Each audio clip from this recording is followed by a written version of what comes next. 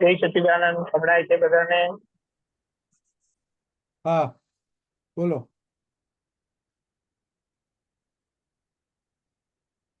જય સચિદાનંદ બધા સંભળાય છે? હા, બોલો. યસ યસ, બોલો. સંભળાય છે? હા, સંભળાય બોલો. છે? Yes yes can you hear me? Yes. જય સચિદાનંદ. કવિરાજની આ લાઈન છે. ચંચળ અવસ્થામાં આત્માનો અંશ નથી. ચંચળતા જોઈ જાણે ચંચળની જસતી લાવી હરી જોતો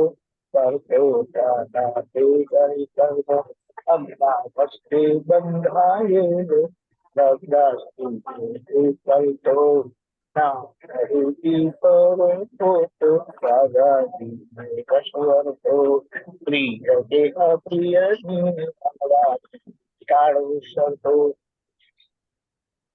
બધા જ જ્ઞાન વાક્યો એક વિજ્ઞાન જે આપણને મળ્યું છે એ આપણને છૂટા પાડ્યા.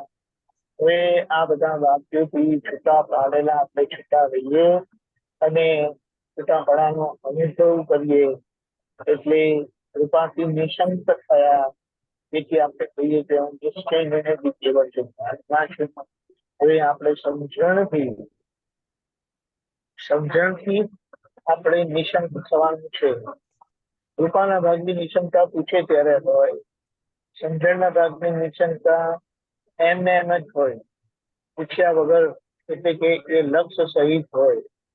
અને લક્ષ્ય સહિત હોય એટલે ધીમે ધીમે કરીને આ બધી અવસ્થાઓની અવસ્થાઓ આપણને અસર ના કરે એમાં નિર્ભયતા ઊભી થાય, અસર મુક્તતા ઊભી થાય અને એનું છેલ્લું પરિણામ અસંગતા છે, સંપૂર્ણ છૂટાપણું. અને એ સ્વાદ લેવાનો છે અને આવું વિતરાગ ચારિત્ર કે છે એ આપણી અંદર કૃપાથી પ્રગટ થયેલું છે. હવે સમજણથી જેમ જેમ ઠરતું જાય, સ્થિર થતું જાય, તેમ મહાત્માની હાજરી કલ્યાણ સ્વરૂપે કામ કરશે. અને એમાં કોઈ વૃત્તિ, દાદાએ કીધું કે એમના ચરણ વ્રજ જો માથામાં મૂકીને તો એમનું કલ્યાણ છે.